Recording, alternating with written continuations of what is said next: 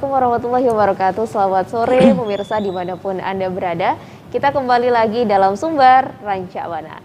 Nah pemirsa, di hari Kamis ini edisi kesehatan, kita akan bincang-bincang bersama dengan Dr. Muhammad Hafiz Nasrullah SPA, spesialis anak, terkait dengan optimalisasi tumbuh kembang balita di masa pandemi ini. Kita tahu ya pemirsa bahwa di masa pandemi ini pemerintah mengeluarkan satu kebijakan di bidang pendidikan untuk belajar dari rumah. Nah, yang biasanya anak-anak ini mungkin bisa diawasi oleh guru dalam belajar ini di sekolah. Kemudian di tengah pandemi ini harus 24 jam bersama orang tua. Nah, orang tua punya juga kesibukan kerjaan, apalagi kalau seandainya anaknya ada beberapa orang, jadi cukup mempengaruh kepada kesiapan orang tua dalam tumbuh kembang anak ini tentunya pemirsa. Nah, bersama Dr. Hafiz di sore hari ini pemirsa, kita akan kupas lebih banyak terkait dengan bagaimana mengoptimalkan tumbuh kembang balita ini. Assalamualaikum dokter. Waalaikumsalam. Terima kasih sudah hadir di sore hari ini dalam Sumber Rancabana ya dokter ya. Oke dokter kan dokter spesialis anak ini dokter ya. Tapi kalau boleh tahu ini dokter ya, kenapa sih ngambil spesialis anak? Oh, karena dulu suka sama anak-anak. Apa sih yang menarik dalam spesialis anak ini? Ya, karena spesialis anak itu kan dia bukan hanya melayani anak yang sakit ya, tapi juga anak yang sehat. Ya. Lagi pula kan anak itu kan masa depan suatu negara. Jadi kalau kita sebagai dokter spesialis anak memang mempersiapkan anak-anak itu supaya sehat, sehingga di kemudian hari dia bisa menjadi masa depan yang cemerlang, menjadi masa depan untuk negara Indonesia ini. Oke, nah menurut dokter sendiri apa ini faktor-faktor yang mempengaruhi tumbuh kembangnya seorang anak ini? Dia kan tumbuh kembang itu ada dua, pertumbuhan dan perkembangan. Kalau pertumbuhan itu fisik, semakin bertambah besar, semakin bertambah tinggi, itu pertumbuhan. Kalau perkembangan itu berarti kemampuan indera dia ya, indera dia. Jadi untuk tumbuh dan kembang itu anak memerlukan 3 macam. Yang pertama itu asah, yang kedua asih, itu asuh. Kalau asah itu ya berarti diberikan stimulasi, disekolahkan, diberikan pendidikan. Dan kalau asih itu berarti diberikan kasih sayang. Lalu kemudian kalau asuh itu berarti diberikan nutrisi yang baik. Kemudian diberikan perlindungan seperti itu. Jadi intinya kalau pertumbuhan dan perkembangan yang penting adalah yang pertama nutrisi, yang kedua stimulasi. Oke. Nah dokter, ini untuk anak dokter sebagusnya itu diberikan pendidikan itu di umur berapa dokter? Pendidikan banyak ya, banyak ya. Kalau zaman sekarang itu kan udah ada pendidikan anak usia dini, itu sebenarnya cukup sangat baik untuk stimulasi anak-anak di sebelum usia masuk sekolah yang resmi ya. Jadi di atas 2 tahun itu sebenarnya udah baik dikenalkan dengan lingkungan lewat PAUD itu, dengan pendidikan anak usia dini. Jadi penelitiannya memang anak yang dimasukkan PAUD itu di kemudian hari dia sekolahnya lebih cepat beradaptasi, cepat menangkap seperti itu. Jadi pendidikan anak usia dini itu di atas 2 tahun udah bisa dikenalkan. Oke, berarti memang ada perubahannya ya dokter ya, anak nanti yang dikenalkan dengan sekolah di umur di atas 2 tahun sama yang mungkin langsung di umur 5 sama umur 6 gitu. Betul. Ya dokter ya. Tapi dokter kan nggak semuanya dokter ya, mungkin orang tua yang akan menyekolahkan anak-anaknya di umur segitu. Betul. Terlebih banyak faktor yang mempengaruhi dokter. Nah itu sebaiknya bagaimana dokter? Kalau seandainya anaknya nggak dimasukkan ke sekolah, orang tuanya harus bagaimana di rumah dokter? Iya. Jadi di Indonesia ini dia sudah bagus ya sebenarnya pemerintahannya. Kita sudah dibekali dengan kartu KIA, Kesehatan Ibu dan Anak. Jadi di dalam buku itu sebenarnya lengkap untuk panduan tumbuh dan kembang anak dari usia baru lahir sampai 18 tahun. Itu. Jadi sebenarnya kalau kita belajar dari buku itu memang ada kita belajar stimulasi, kemudian gizinya seperti apa yang dibutuhkan untuk anak, itu sudah lengkap ada di buku KIA itu. Jadi kalau misalnya tidak disekolahkan di PAUD, mungkin untuk stimulasinya kita bisa mengikuti panduan yang ada di buku itu, karena kan di buku itu sudah berdasarkan penelitian bahwa usia 2 tahun stimulasinya seperti ini, usia 5 tahun stimulasinya seperti ini. Ya, itulah perbedaan zaman sekarang dengan zaman dulu ya dokter ya. Iya. Jadi sekarang pun lebih lengkap untuk cari informasi ya dokter ya. Internet pun lebih banyak. Iya. Apalagi di internet juga kita bisa browsing pendidikan anak usia dini sampai ke pendidikan formalnya ya. Oke. Ngomong-ngomong dokter, untuk usia anak yang termasuk dalam masa keemasan itu umur berapa dokter? Ini untuk pertumbuhan dan perkembangan di Indonesia ini kan sedang digalak-galakannya itu adalah 1000 hari pertama. Iya. 1000 hari pertama itu mulai dari masa kandungan 9 bulan, kemudian 2 tahun pertama kehidupan. Iya. Nah, kenapa sih di 1000 hari pertama itu sangat penting? Karena pada 1000 hari pertama itu sampai 2 tahun itu adalah masa periode kritis untuk pertumbuhan otak. Iya. Jadi di usia 20 tahun itu otak itu sudah berkembang 80%. Oke. Jadi memang dan sampai usia 2 tahun itu memang sangat penting nutrisi terutama. Karena memang sampai 2 tahun itu yang paling berperan adalah nutrisi. Jadi penting dan Indonesia sangat konsen ya, karena kita kan mau 100 tahun 2045 menuju Indonesia emas itu sangat penting untuk mempertimbangkan usia emas 2 tahun ini, karena 80% otak itu terbentuk di usia 2 tahun sampai usia 2 tahun. Kalau sudah lewat 2 tahun sudah tidak bisa dikejar lagi yang 80% ini. Oke. Jadi antara 2 tahun sampai 6 tahun itu tinggal 15% aja lagi.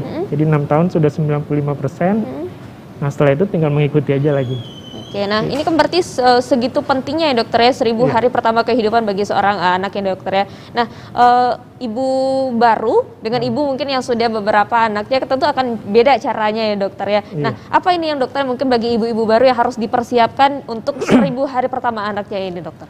Iya, jadi 1000 hari pertama itu kan mulainya berarti dari masa kehamilan ya. Iya, di 9 bulan tadi ya. Jadi sebenarnya ya persiapan itu sebelum kehamilan. Jadi setelah menikah sudah merencanakan untuk punya anak, nah maka persiapan ibu hamilnya itu sudah dipersiapkan. Jadi kesehatan ibu, kemudian mungkin ibu yang tidak kekurangan darah, tidak kekurangan nutrisi, sehingga hamilnya cukup baik gitu. Jadi kalau hamilnya cukup baik, gizi yang diterima oleh calon bayi itu cukup baik juga, sangat baik juga, karena dia termasuk di 1000 hari pertama kelahiran kan. Nah, kemudian setelah lahir, nah tentunya ASI eksklusif sampai usia 6 bulan. Berikan ASI eksklusif karena ASI itu adalah nutrisi yang paling baik, yang paling lengkap, yang bisa diterima bayi 0 sampai 6 bulan. Kemudian setelah 6 bulan baru kita mulai menyapih dengan memberikan makanan pendamping ASI. Karena kalau sudah 6 bulan tidak cukup dengan ASI saja. Jadi perlu ditambahkan dengan MPASI. Jadi MPASI yang adekuat, yang tepat waktu, yang bersih. Itu diperlukan untuk mencukupi nutrisi dari 6 bulan sampai nanti 2 tahun. MPASI-nya itu harus bertahap ya. Kalau 6 bulan mungkin makanannya masih makanan lumat.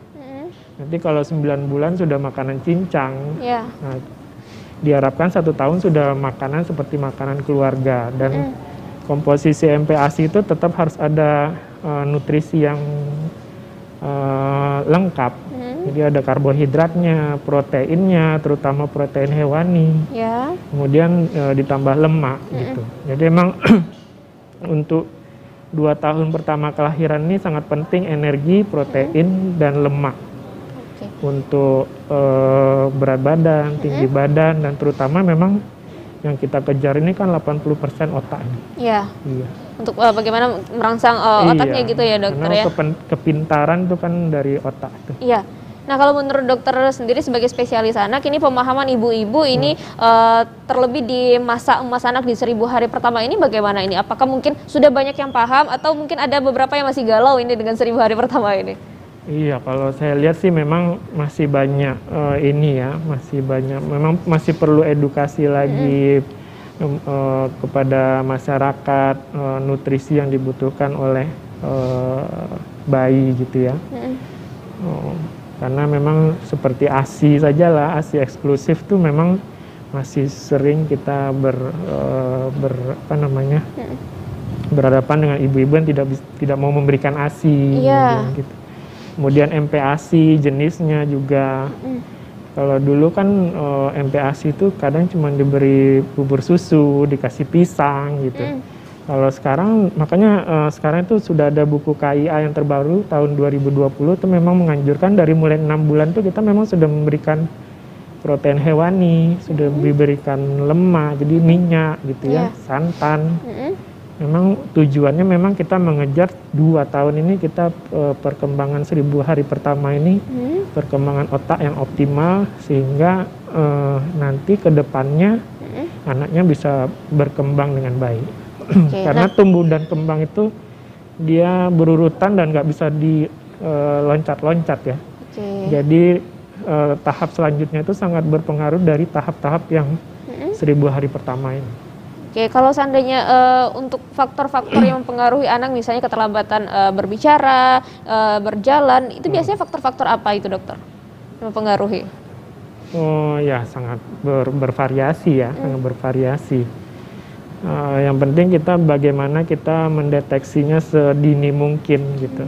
Jadi ya itu kembali lagi kita ke buku KIA itu. Jadi kalau ibu-ibu hamil kemudian melahirkan, buku KIA-nya jangan untuk ibunya aja yang dibaca, untuk anaknya juga dibaca. Karena di KIA itu ada untuk makanannya, untuk stimulasinya, ada juga untuk evaluasinya. Jadi kalau 3 bulan belum bisa seperti ini, nah sudah ada di buku KIA itu hubungi segera tenaga kesehatan. Iya, konsultasinya sama dokter ya dokter ya. Betul. Jangan sama yang lain, karena kan ilmu berubah gitu. Mending kita lebih percaya sama dokter atau bukunya gitu ya dokter ya. Nah di tengah pandemi ini dokter yang harus kita perhatikan sebagai atau ibu-ibu perhatikan ini untuk tumbuh kembang anaknya apa ini dokter?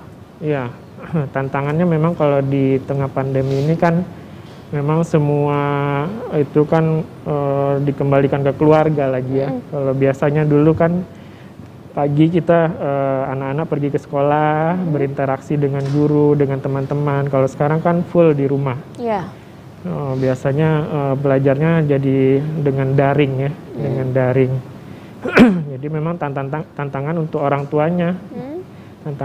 Untuk orang tuanya untuk menstimulasi anak di rumah. Memberikan pengajaran di rumah, kemudian membantu dia belajar juga di rumah. Jadi ibu-ibunya, bapak-bapaknya juga ikut belajar jadinya, ikut belajar. Tapi memang ya itu tantangannya, tidak boleh diputus. Apa yang ada di sekolah memang kita bawa ke rumah. Itu. Saya kira itu. Oke, nah untuk ibu orang tua di sini kemudian juga keluarga ini tentu harus memperhatikan hal-hal tumbuh kembang anaknya ya dokter ya di selama di rumah ini. Bagaimana ini cara orang tua mungkin agar bisa maksimal ini dokter untuk memperhatikan tumbuh kembang anaknya di tengah pandemi ini? Ya tetap mendampingi anak untuk belajar di rumah ya, apabila sudah masuk sekolah, tetap memberikan stimulasi. Kalau sampai usia 6 tahun tuh stimulasi kan belum masuk usia sekolah tuh ya. Kalau di buku KIA itu memang ada apa yang perlu kita lakukan untuk menstimulasi anak itu supaya perkembangannya optimal. Kalau udah masuk sekolah ya berarti kita mengikuti kegiatan sekolahnya ya. Jadi semuanya stimulasi, kemudian belajar juga dari rumah. Jadi tetap mendampingi anak di rumah. Jadi peran guru di sekolah itu memang digantikan oleh orang tua di rumah. Jadi memang tidak bisa anak itu dilepas saja di rumah. Iya. Gitu. Oke. Nah, dokter ini untuk anak-anak ya dokter setelah mereka lahir kemudian nanti sampai 5 tahun ya dokter ya. Apa-apa saja tahap-tahap yang harus kita berikan untuk menstimulasinya dokter? Ya dia tergantung tahapan perkembangannya. Tahapan perkembangannya kalau misalnya 0 sampai 6 bulan tentu stimulasi yang kita berikan sesuai dengan tahapan perkembangan 0 sampai 6 bulan. Misalnya kalau 0 sampai 3 bulan kan memang bayi kan baru lahir, cuman hanya bisa berbaring. Jadi stimulasinya yang diberikan mungkin hanya diberikan kasih sayang, diajak berbicara. Nanti setelah 6 bulan bayi kan sudah bisa mulai duduk, miring kiri, miring kanan. Jadi stimulasinya mungkin diberikan mainan yang menstimulasi dia untuk duduk gitu. Nanti 1 tahun beda lagi stimulasinya. 1 tahun bayi mungkin sudah bisa berdiri dengan berpegangan, melangkah 1-2 langkah. Jadi stimulasinya mungkin diberikan tempat yang ini untuk dia bisa belajar melangkah. Jadi tetap seperti itu. Nanti setelah 2 tahun juga begitu. Kalau 1 tahun sampai 2 tahun dia lebih fokus untuk belajar berjalan, berlari, sama bahasa. Jadi usia 2 tahun mungkin sudah bisa 20 sampai 50 kata gitu ya. Jadi stimulasi tetap intinya stimulasi itu adalah memberikan kasih sayang, kemudian memberikan pujian kepada anak apabila dia berhasil untuk melakukan sesuatu yang sesuai dengan tingkatan perkembangannya gitu. Oke, itu kalau misalnya pujian. Kalau seandainya misalnya ini anaknya ngelakuin sesuatu yang mungkin nggak seharusnya dilakuin. Nah, itu gimana juga cara orang tuanya agar anaknya bisa paham kalau itu nggak harus dilakuin gitu loh, dokter? Iya, tentunya harus diberikan pengertian ya bahwa yang dilakukannya itu memang tidak sesuai gitu. Karena itu kan termasuk dari memberikan nilai norma gitu ya. Tapi itu biasanya pada usia di atas 3 tahun tuh baru bisa kita mulai berikan bahwa kan kelompok yang paling kecil itu kan keluarga. Iya, nanti masuk ke keluarga lebih besar, masuk ke masyarakat. Nah, itu nanti mulai diajarkan norma itu biasanya di atas 3 tahun sih baru mulai diajarkan gitu. Karena anak udah bisa diajak diskusi gitu ya, dokter betul. Ya. Nah, dokter, peran ayah dan ibu di sini ada nggak, dokter, yang perannya misalnya ibu lebih fokusnya ke sini, ayah di sini, atau mungkin sama-sama aja semuanya, atau gimana? Peran ibu memang yang paling berperan memang ibu ya, yang paling dekat dari mulai dia di kandungan, lahir, menyusui, tumbuh kembang itu ibu. Tapi memang peran ayah nggak bisa di skip juga gitu ya, kesampingkan. Karena kalau dia kehilangan peran sosok ayah nanti ada yang kurang dalam kepribadian, normanya gitu. Apalagi kalau laki-laki tentunya dia akan ini kan sosok ayah sangat perlu karena dia kan nanti akan menjadi seorang ayah juga, pemimpin juga gitu ya. Gitu. Jadi harus tetap ada figur ayah. Untuk perempuan juga dia figur ayah cukup sangat penting juga. Gitu. Ya, karena kalau perempuan misalnya kalau kehilangan figur ayah, dia tentu akan mencari kasih sayang di luar sana lagi gitu, yang bukan dari ayahnya seperti itu ya, dokter. Jadi memang kerjasama ayah dan ibu memang harus bagus ya untuk tumbuh kembang anak. Kesehatan mental juga diperlukan gitu. Bagaimana, dokter, kalau seandainya nih walaupun di tengah pandemi ini tetap sibuk nih orang tuanya, ayahnya sibuk, ibunya sibuk kayak gitu dengan WFH dan sebagainya, anaknya gimana dong gitu?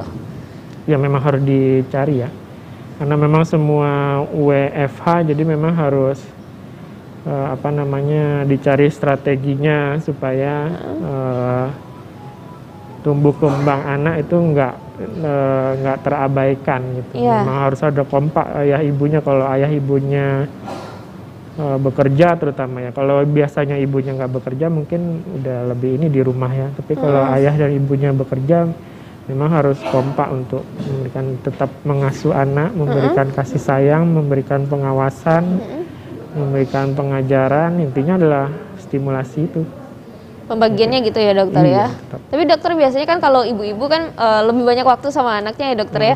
Sosok ayah mungkin ya agak jarang waktu sama anaknya karena pagi kerja, pulangnya malam di sana anaknya udah tidur. Nah, itu gimana, dokter? Ada beberapa seperti itu ya di lapangan, dokter? Iya, perlu dipahami emang sosok ayah penting ya. Jadi ayah pun bukan berarti lepas tanggung jawab semua pendidikan anak itu diberikan ke ibu ya. Itu memang peran ayah ada peran yang memang hanya bisa dinikahan dengan oleh ayah gitu, bisa diperankan oleh ayah, tanggung jawab, melakukan perlindungan gitu ya, itu kan ayah memberikan ya kasih sayang ayah, memberikan perlindungan, keamanan, itu kan sosok ayah semuanya, tanggung jawab gitu. Lalu dengan orang tua, ada juga ini dokter yang orang tua yang memiliki anaknya lebih dari satu, lebih dari dua. Nah itu untuk membaginya gimana juga dokter? Tetap harus dibagi. Jadi memang harus, apalagi dengan kondisi pandemi ini semuanya di rumah ya, memang harus berbagi peran ya. Kalau misalnya anaknya ada SMA, ada yang SD, ada ini ya, tentunya yang SMA juga tetap diberikan peran. Jadi memang keluarganya tetap kompak dan stimulasi tumbuh kembang anak tetap terjaga. Karena memang di masa pandemi ini karena beban kehidupan juga sulit gitu ya, memang rawan untuk terjadi sesuatu yang tidak kita inginkan, seperti kekerasan anak kan cukup tinggi pada saat pandemi ini. Jadi memang harus mengerti kembali bahwa tumbuh kembang anak itu tergantung dari kedua orang tuanya. Lingkungan yang paling kecil yang membentuk anak itu kan memang orang tua, kedua orang tuanya. Tanggung jawabnya full di orang tua gitu ya dokter ya. Betul. Oke dokter, kita rehat sejenak ya dokter, nanti kita kembali lagi di segmen berikutnya. Pemirsa, kami akan kembali sesaat lagi tentunya setelah jeda berikut ini.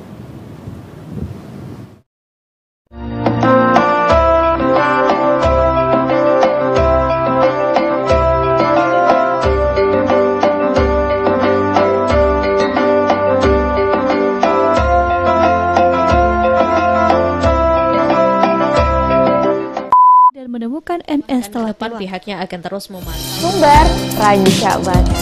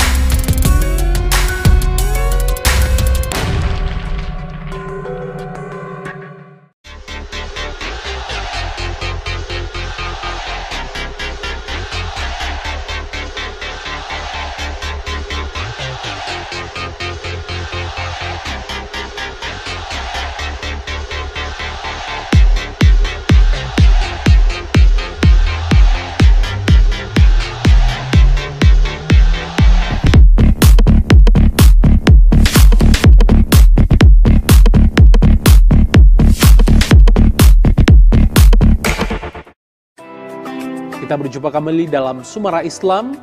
Alhamdulillah, sajwa di hati. Pemimpin pilihan adalah pemimpin yang akan selalu mengutamakan rakyatnya. Innamal mu'minuna ikhwah.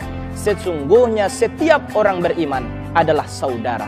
Kehidupan rumah tangga yang tidak pernah memiliki konflik adalah kehidupan rumah tangga Rasulullah bersama Siti Khadijah. Jangan lupa saksikan Suara Islam setiap hari pukul 8.30 pagi hanya di Padang TV.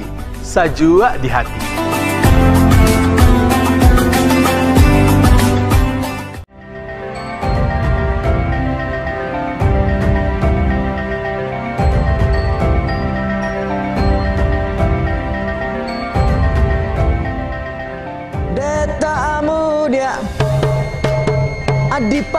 Padang TV.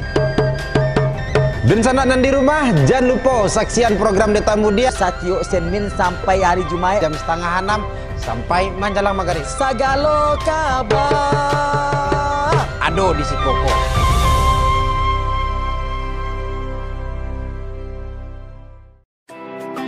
Rajin sholat berjamaah, banyak-banyak berzikir, hatamkan Al-Quran, banyak-banyak berinfak, banyak-banyak bersedekah. Andai mati kita, insya Allah mati dalam keadaan husnul khatimah. Bekal apa yang kita bawa menghadap pada Allah Subhanahu wa Ta'ala? Zikir kita, amal soleh kita. Apa yang Anda gunakan dengan uang itu? Infak, itulah zikir kepada Allah Subhanahu wa Ta'ala. Hujani dengan kerahmatan, hujani keberkatan dan menemukan NS telah depan pihaknya akan terus memantau. Sumber Ranca Bana.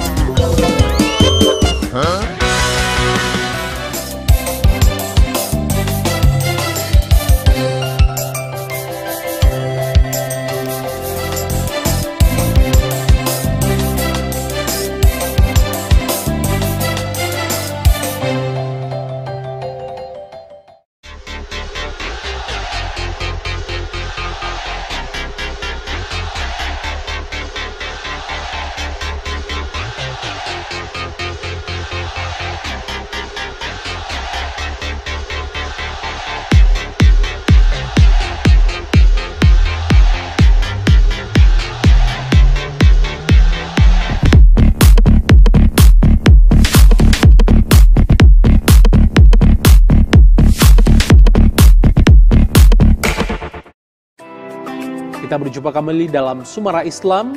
Alhamdulillah, sajwa di hati. Pemimpin pilihan adalah pemimpin yang akan selalu mengutamakan rakyatnya. Innamal mu'minuna ikhwah. Sesungguhnya setiap orang beriman adalah saudara. Kehidupan rumah tangga yang tidak pernah memiliki konflik adalah kehidupan rumah tangga Rasulullah bersama Siti Khadijah. Jangan lupa saksikan Suara Islam setiap hari pukul 8.30 pagi hanya di Padang TV. Sajwa di hati.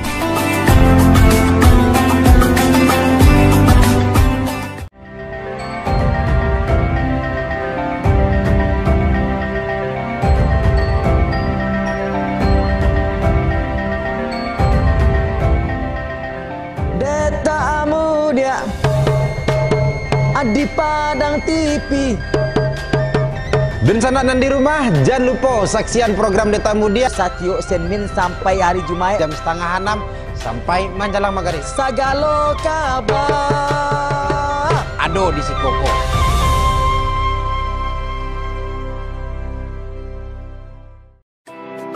Rajin sholat berjamaah, banyak-banyak berzikir, hatamkan Al-Quran, banyak-banyak berinfak, banyak-banyak bersedekah. Andai mati kita, insya Allah mati dalam keadaan husnul khatimah. Bekal apa yang kita bawa menghadap pada Allah Subhanahu wa Ta'ala? Zikir kita, amal soleh kita. Apa yang Anda gunakan dengan uang itu? Infak, itulah zikir kepada Allah Subhanahu wa Ta'ala. hujani dengan kerahmatan, hujani keberkatan Tuhan dan menemukan NS telah Depan pihaknya akan terus memantau. Sumber Ranca Bana.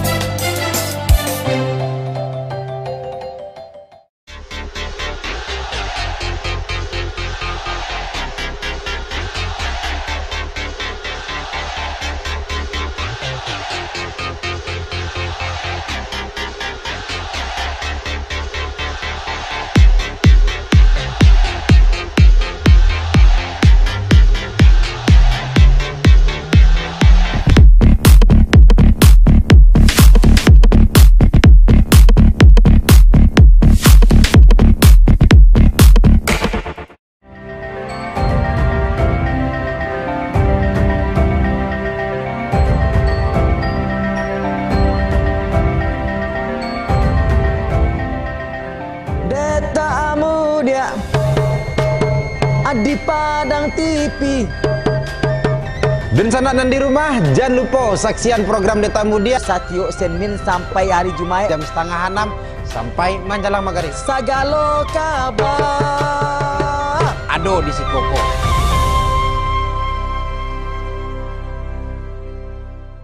Dan menemukan NS telah Depan pihaknya akan terus memantau. Sumber Ranca Bana.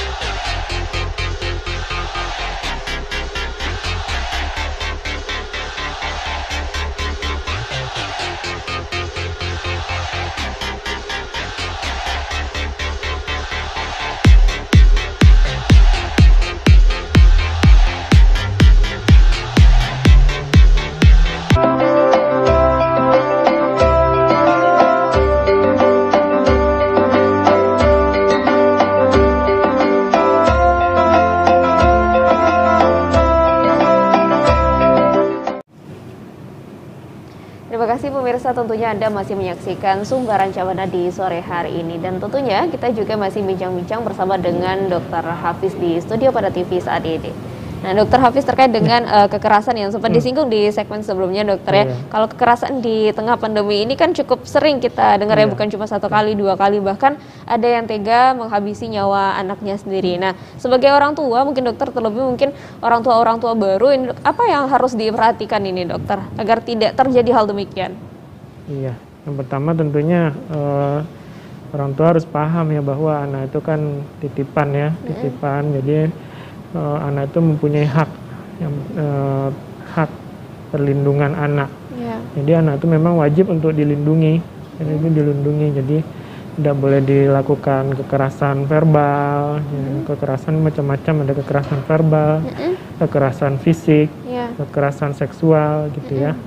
Jadi memang sedapat mungkin memang bedakan antara pekerjaan, masalah hidup dengan anak. Anak memang beda sama itu semua. Anak tetap kewajiban orang tua untuk stimulasi, untuk memberikan perlindungan, memberikan nutrisi ya. Jadi untuk tumbuh kembang yang optimal tetap anak diberikan itu tadi asah, asi, asuh. Asuh itu termasuk perlindungan ya. Perlindungan dari kekerasan fisik, kekerasan seksual, kekerasan verbal, termasuk perlindungan terhadap COVID sekarang ini, termasuk pemberian imunisasi juga termasuk perlindungan terhadap anak gitu. Nah, imunisasi ini kan kita tahu ya dokter ya bahwa Posyandu kan tidak beroperasional seperti biasanya sebelum pandemi ini. Nah, untuk mendapatkan imunisasi ini gimana ini dokter jadinya? Ya, memang kalau masalah imunisasi, Posyandu, Puskesmas memang agak tricky ya. Jadi lebih gencar lagi untuk mencari informasi Puskesmas mana yang buka, Posyandu mana yang beraktivitas, layanan kesehatan mana yang memberikan imunisasi. Memang itu makanya tugas dari orang tua itu untuk memberikan perlindungan anak termasuk imunisasi gitu. Jadi walaupun pada masa pandemi seperti sekarang ini bukan berarti tidak imunisasi, justru lebih ini kita untuk memberikan imunisasi karena dalam kondisi biasa saja anak itu termasuk kelompok yang paling rentan terhadap kesehatan, apalagi pada masa COVID ini. Jadi tetap imunisasi. Karena kan COVID jalan terus, tapi kan penyakit-penyakit yang ada imunisasinya ini bukan berarti hilang gitu. Jadi tetap diberikan imunisasi, COVID diberikan perlindungan, termasuk perlindungan terhadap kekerasan verbal, fisik, sama seksual tuh. Nah, imunisasi yang baik untuk anak di tengah pandemi ini, apakah ada yang berbeda dengan imunisasi sebelum pandemi atau gimana dokter? Sama, hampir sama. Termasuk sekarang kan udah di atas 12 tahun kan udah dari pemerintah sudah dicanangkan untuk diberikan vaksin ya, dianjurkan untuk diberikan vaksin COVID. Tapi untuk imunisasi anak sama, imunisasi yang rutin diberikan, yang sesuai dengan anjuran pemerintah, rekomendasinya tetap diberikan. Jadi pemberian imunisasi polio untuk TBC, jadi kemudian hepatitis B, DPT, kemudian HIV, campak, itu harus tetap diberikan, karena bukan berarti dengan COVID datang yang penyakit-penyakit ini tuh hilang, tetap ada jalan. Jadi kalau nanti kita tidak memberikan imunisasi yang sudah ada pada masa pandemi ini, nanti berikutnya COVID hilang, yang ini akan muncul. Gitu. Ya, jadi jangan mentang-mentang kita lebih fokus ke COVID betul. Sekarang ke vaksin, kita mengabaikan yang imunisasi lainnya gitu ya dokter ya. Nah, untuk menjaga anak-anak dari COVID ini dokter gimana ini dokter? Karena kan bukan hanya untuk penyakit lainnya, COVID pun anak-anak juga termasuk rentan di sini ya dokter ya. Gimana dokter? Ya tetap itu menjaga jarak, membatasi aktivitas, memakai masker untuk di atas 2 tahun yang sudah bisa memakai masker. Kemudian kalau orang tuanya terkena COVID tentunya dijauhkan dulu ya dari orang tuanya. Nah, jadi memang kalau tidak perlu betul memang tidak usah keluar rumah, aktivitas di dalam rumah, kemudian menjaga kesehatan, menjaga kesehatan, berolahraga di dalam rumah, karena berolahraga kan meningkatkan daya tahan tubuh ya. Nah, kemudian salah satunya yang paling ini sekarang berjemur ya. Iya, berjemur. Berjemur matahari. Jadi vitamin D itu kan penting untuk daya tahan tubuh juga. Jadi penting untuk anak. Intinya ya memang untuk COVID ini memang daya tahan tubuh ya, karena dia penyebabnya kan virus.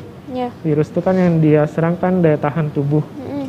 Kalau daya tahan tubuh kita bagus, virusnya akan kalah gitu. Tapi dokter ada juga beberapa yang kita lihat mungkin dokter ya, anak ini dibawa keluar rumah, kan anak-anak kan gak betah ya dokter pakai masker, walaupun mungkin sudah di umur yang bisa menggunakan masker, orang tuanya pakai masker, tapi kan kita nggak bisa ketemu, nggak semua orang yang kita temui itu pakai masker dokter. Nah sebaiknya ini gimana dokter? Sedangkan dia mungkin butuh bawa anaknya sesekali keluar. Iya, yang pertama memang kalau tidak penting betul memang dianjurkan memang tidak membawa ke luar rumah ya. Karena kita kalau di luar rumah itu ada hal-hal yang tidak bisa kita prediksi. Orang yang tidak memakai masker, tidak menjaga jarak, itu kan tidak bisa diprediksi.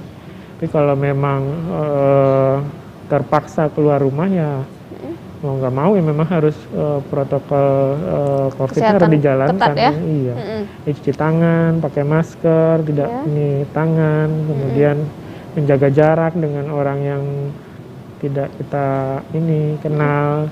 Nah, kita nggak tahu dia COVID atau tidak, walaupun tidak bergejala belum tentu tidak COVID kan.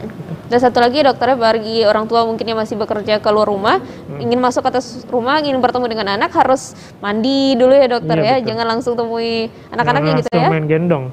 Iya, jangan langsung main gendong ya dokter ya. Jadi mandi, ganti baju baru kumpul. Baru bisa bertemu dengan anak-anak ya dokter. Karena memang anak itu kelompok yang rentan. Iya. Kelompok yang rentan. Nah dokter, ini kan di tengah pandemi pasti kan anak-anak bosan ya dokter ya. Tambah belajar harus di rumah, orang tuanya juga bosan ya dokter. Bagaimana cara untuk membuat suasana itu nyaman untuk belajar? Ya, itu tadi memang harus dibuat sedemikian rupa supaya di rumah itu suasana itu kondusif ya. Kalau biasanya kan kita di rumah mungkin ketemunya pagi sebelum berangkat atau malam pada saat orang tua pulang kerja itu baru bisa berkumpul. Kalau ini kan kalau orang tuanya work from home berarti 24 jam di rumah, itu kan bisa macam-macam yang terjadi gitu ya. Jadi memang harus ada programnya, yang dibuat keluarga itu sendiri supaya seharian di rumah itu menyenangkan dengan tidak mengabaikan tumbuh kembang anaknya, pendidikan anaknya. Memang harus dibuat sedemikian rupa ya. Demikian rupa. Jadi aktivitas rumah yang biasa, mungkin membersihkan rumah bersama-sama, itu kan termasuk aktivitas fisik, atau olahraga bersama di rumah, itu kan termasuk aktivitas fisik yang meningkatkan daya tahan tubuh. Kemudian membantu anak belajar, ya memang harus dibuat sedemikian rupa supaya tidak bosan ya. Kalau duduk aja nonton sendiri, ayahnya di mana, ibunya di mana, anaknya di mana, itu bosan bisa serumah seharian. Ya, memang harus ada program masing-masing keluarga yang tidak mengabaikan tumbuh kembang anaknya di rumah. Oke, berarti harus ada manajemen waktunya, harus pas gitu ya dokter ya? Iya, memang harus dibuat sedemikian rupa. Kalau nggak dibuat programnya tentunya bapaknya punya kepentingan sendiri, ibunya punya kepentingan sendiri, anaknya tetap harus sekolah gitu ya. Ini memang harus dibuat programnya. Oke. Nah dokter, ini di tengah pandemi juga kan kita nggak bisa kemana-mana ya dokter ya. Mungkin kan kalau seperti kegiatan ke kebun binatang kan itu kan merangsang stimulus anak ya dokter ya. Untuk hal-hal seperti itu gimana dokter? Apakah mungkin kita ada kemungkinan untuk bisa melakukan hal tersebut untuk keluar, atau tetap di rumah saja dokter dengan mencoba berbagai cara, atau gimana ini? Iya kan bisa macam-macam ya. Kalau kondisinya seperti sekarang ini yang sangat mengkhawatirkan, memang mau pergi juga nggak bisa ya, nggak bisa. Tapi tetap harus ada cara, misalnya memperkenalkan ya yang kita bisa, mungkin membaca buku, menceritakan cerita, atau screen time tapi yang memang tujuannya untuk pendidikan anak gitu ya. Nah, jadi tetap harus jalan terus, pendidikan anak jalan terus, stimulasi jalan terus, walaupun itu cuma dari rumah. Tapi dokter, banyak juga ini dokter orang tua yang mengeluhkan anak-anaknya selama pandemi, selama di rumah aja ini lebih sering ke gadget dokter. Main game, nonton YouTube mungkin. Nah itu gimana untuk mengatasi hal demikian dokter? Kan susah lepas nih dokter kalau dari gadget ya.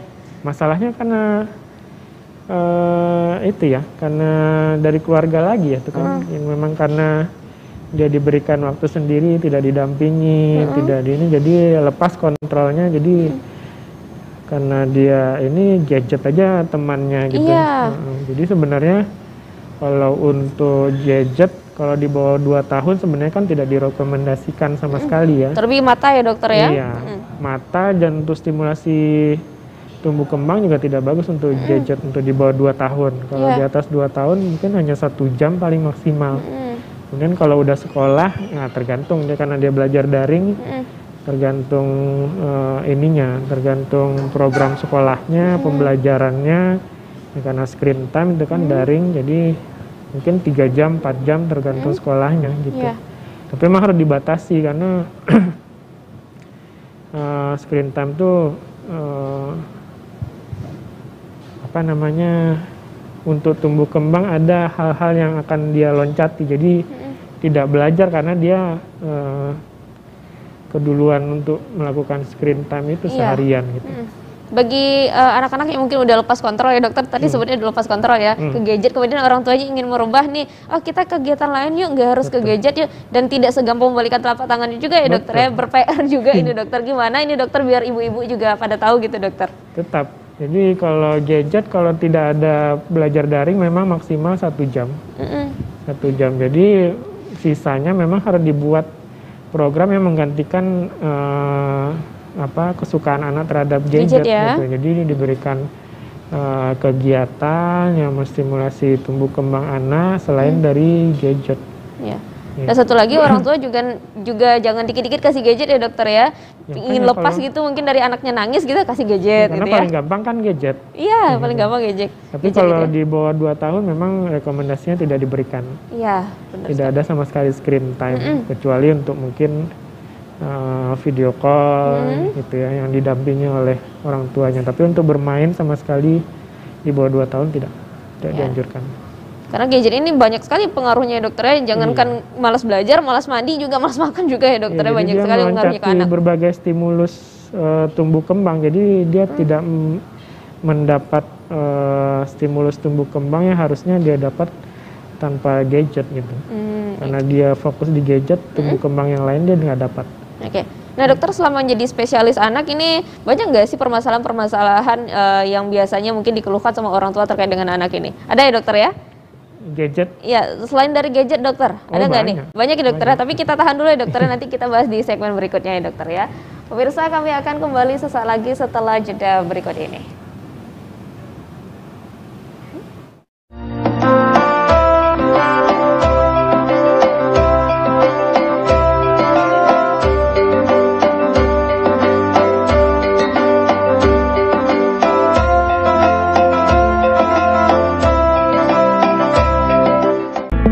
Menemukan NS telah depan pihaknya akan terus memantau sumber Ranca Bana.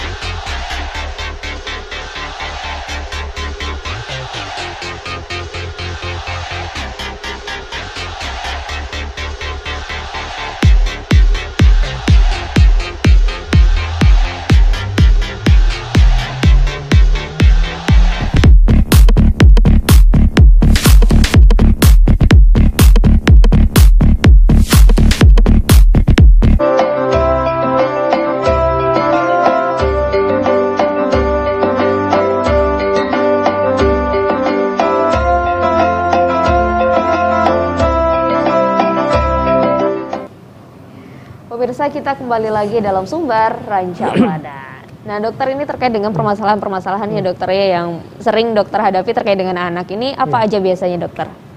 Kalau selama masa pandemi ini yang paling banyak ini ya, kalau untuk tumbuh kembang, karena kita fokus untuk tumbuh kembang anak balita, memang 2 tahun pertama permasalahan yang paling banyak itu yang pertama imunisasi yang tidak lengkap. Jadi sering sekali karena posyandunya tidak buka, puskesmasnya tidak buka, sarana kesehatan juga sulit dijangkau. Orang tua juga takut membawa anak keluar rumah. Jadi biasanya kadang datang usia 1 tahun tapi belum sama sekali imunisasi gitu. Jadi itu permasalahannya kalau pada masa pandemi. Kemudian apa namanya masalah gadget ya, memang gadget. Karena anak lebih banyak di rumah, ibu dan bapaknya sibuk dengan urusannya sendiri, jadi anak diberikan gadget saja, lama-lama dia kecanduan gadget, tumbuh kembangnya jadi tidak optimal. Tujuannya supaya anteng ya dokter ya, ternyata kebablasan ya. Iya, tumbuh kembangnya tidak optimal karena dia terlalu fokus untuk gadget, masalahnya jadi bermacam-macam gitu. Kemudian masalah nutrisi juga karena akses ke layanan kesehatan susah gitu. Anaknya tidak terpantau, tidak dibaca juga buku KIA-nya, tidak dievaluasi pertumbuhannya. Jadi kadang anak datang sudah nggak mau makan, sudah kurus, apalagi kalau yang lebih berat itu memang udah stunting gitu ya. Itu sih yang paling, kan intinya pada masa pandemi ini karena kesulitan untuk menjangkau layanan kesehatan, orang tua juga takut untuk membawa anak untuk berobat, tidak juga dibaca buku KIA-nya untuk memantau tumbuh kembang. Jadi memang pertumbuhan perkembangan terutama 2 tahun ini jadi agak terkendala gitu. Oke, ini itu di saat pandemi ya dokter ya. Kalau sebelum pandemi sama juga kah atau mungkin ada yang berbeda ini dokter, permasalahan soal anak ini?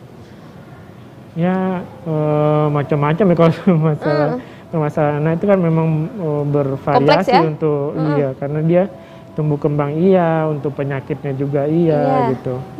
Kalau untuk masalah penyakit macam-macam lagi. Kalau sudah mulai sekolah itu mungkin kebersihan, diare gitu ya, penyakit tifoid jadi banyak karena kebersihan, cuci tangan, makan yang bersih. Tapi karena sekarang work from home, lebih banyak kegiatan di rumah, untuk masalah-masalah yang seperti itu mungkin justru berkurang. Karena makan kan makanan di rumah, yang masak kan orang tua sendiri, jadi kebersihan lebih terjamin, itu yang berkurang. Tapi kalau di masa pandemi ya itu yang masalah imunisasi, nutrisi, karena tidak dipantau, kemudian gadget gitu ya. Terus kalau dari angka nasional tuh angka kekerasan anak yang cukup tinggi selama masa pandemi ini. Ya, karena stres orang tuanya dokter, banyak permasalahan yang hadir gitu ya. Tidak bisa memisahkan antara masalah hidup, pekerjaan dengan kewajiban dia untuk melindungi anaknya. Melindungi anaknya, jadi nyampur semua gitu ya dokter. Makanya orang tua memang harus kayak bisa mengkotak-kotakannya. Iya, karena anak paling gampang kan tidak punya kekuatan untuk melawan gitu ya. Dan satu lagi, nanti ketika anak mungkin menerima perlakuan seperti itu dari orang tua, jadi memorinya ya dokter ya, ingat terus karena gitu dia akan terekam, nanti terbawa sampai dewasa, mungkin dia jadi orang dewasa yang keras juga terhadap anaknya di kemudian hari gitu. Ya, makanya orang tua memang harus paham dengan hal-hal demikian ya dokter ya. Betul. Nah dokter, terkait dengan makanan ini dokter ya, makanan anak-anak kan boleh diberikan makanan itu di umur 6 bulan ya dokter ya, bayi 6 bulan ya? 6 bulan dokter. Pendamping ASI. Nah, itu untuk makanan-makanannya ini apa ini dokter? Karena kan mungkin ada juga beberapa yang ini kalau kata orang tua boleh nih dikasih pisang di umur segini nih, padahal sebelumnya di kesehatannya belum boleh gitu loh. Nah, itu gimana dokter? Ya, intinya kalau makanan 2 tahun pertama ya, 0 sampai 6 bulan itu ASI eksklusif. Jadi bayi itu sebenarnya tercukupi oleh ASI saja. Karena ASI itu nutrisi yang paling lengkap untuk bayi 0 sampai 6 bulan. Nah, nanti setelah 6 bulan baru ditambahkan dengan makanan pendamping ASI. Nah, kalau dulu kan makanan pendamping ASI 6 bulan tuh biasanya diberikan bubur susu, pisang gitu ya. Tapi kalau sekarang memang lebih lengkap Jadi diberikan karbohidratnya iya, proteinnya iya, lemaknya juga iya. Jadi mungkin diberikan nasi, tapi memang bentuknya nasi lumat gitu. Teksturnya dokter lebih lembut lagi ya? Iya, lumat. Kemudian sudah diberikan protein hewani, mungkin diberikan telur atau diberikan ikan, tapi memang tergantung teksturnya aja. Tapi tetap harus diberikan karbohidrat, protein, terutama protein hewani, kemudian lemak. Lemak itu bisa dari minyak kelapa gitu ya, atau santan ditambahkan. Jadi memang intinya harus cepat karena kita mengejar 2 tahun pertama itu untuk pertumbuhan otak 80%. Itu 6 bulan, 9 bulan, 1 tahun hampir sama aja, cuman teksturnya saja yang berbeda. Kalau 6 bulan mungkin lumat, kalau 9 bulan sudah cincang, kalau 1 tahun itu sudah seperti makanan biasa. Gitu. Yang kita lihat juga ini dokter, anak-anak kan kalau misalnya makan bareng sama orang tuanya kan suka pengen nyicip itu dokter ya, makanannya. Jadi boleh nggak sih dokter kita misalnya sebagai orang tua itu kasih dikit sebagai mungkin mengenalkan rasa pedas atau manis gitu, boleh nggak dokter? Boleh saja, boleh ya. Tapi tergantung teksturnya ya, jangan 6 bulan dikasih yang agak keras gitu nasi gitu ya dokter. Pencernaannya nanti yang kena ya dokter ya. Karena dia belum siap juga untuk menangani. Oke, jadi memang banyak yang harus diperhatikan ya dokter ya. Nah dokter, satu lagi, mana lebih bagus untuk empasi ini, makanan instan yang kita beli itu mungkin di supermarket atau yang dibikin sendiri sama ibu-ibunya? Dari segi kandungan nutrisinya ini? Kalau kandungan nutrisinya memang makanan yang instan itu memang dia sudah distandarisasi ya. Iya. Distandarisasi. Cuman itu kan makanan kan nggak mungkin kita makan terus seperti itu. Memang dia zat besinya sudah distandarisasi gitu ya.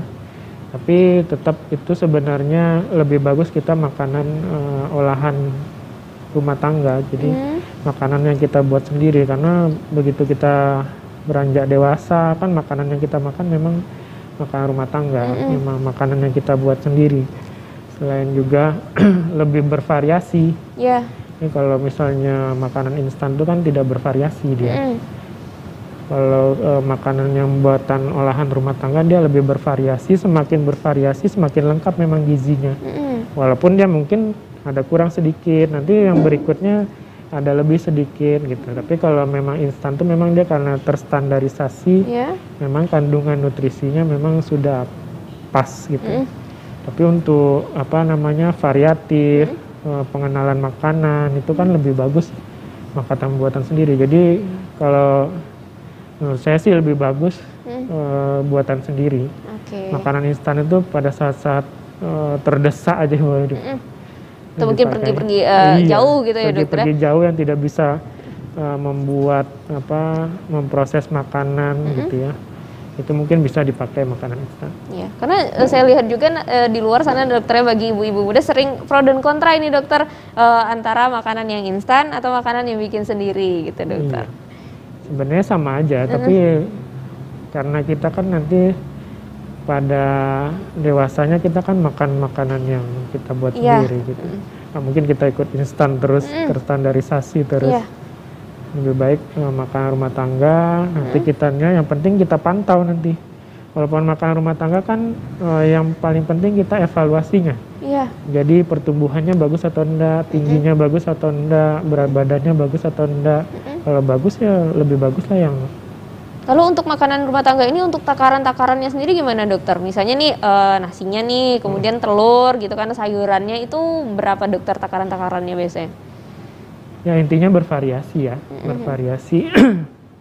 Mungkin kalau usia 6 bulan tuh kita kasih nasi 2 sendok. Kemudian kalau karbohidratnya mungkin telur sekitar 1 genggam tangan gitu ya. Kemudian ditambah minyak 1 sendok gitu. Nanti biasanya lama-lama, biasanya kita mulai dulu kita kenalkan tuh dia makannya 2 sendok dulu, 3 sendok dulu. Nanti targetnya sekitar 7 bulan itu bisa menghabiskan sekitar 125 cc. Ya, berarti bertahap gitu ya dokter ya dalam pengenalannya ya. 125 cc, nanti 9 bulan mungkin bisa 200 cc.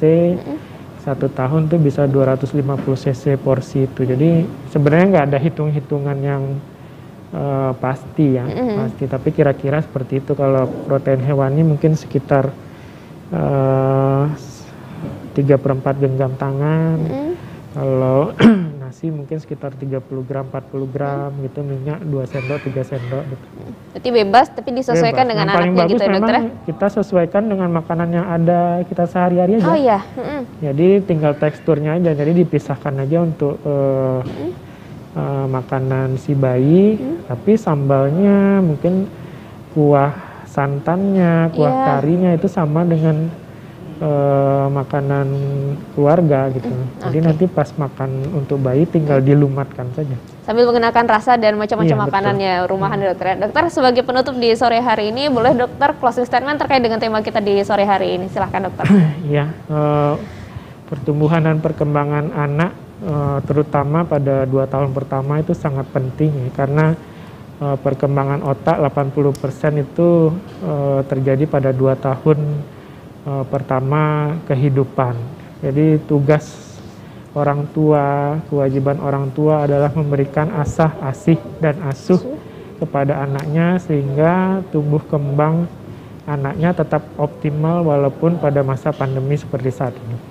Oke, baik. Terima kasih dokter sudah memberikan pencerahan ya, edukasi juga kepada ibu-ibu di sini dalam tumbuh kembang anaknya terlebih di tengah pandemi ini. Semoga bisa bermanfaat untuk pemirsa semuanya dimanapun Anda berada. Pemirsa, akhir kata, saya Yolani Alifa mewakili segenap kru yang bertugas undur diri dari hadapan Anda. Assalamualaikum warahmatullahi wabarakatuh dan sampai jumpa.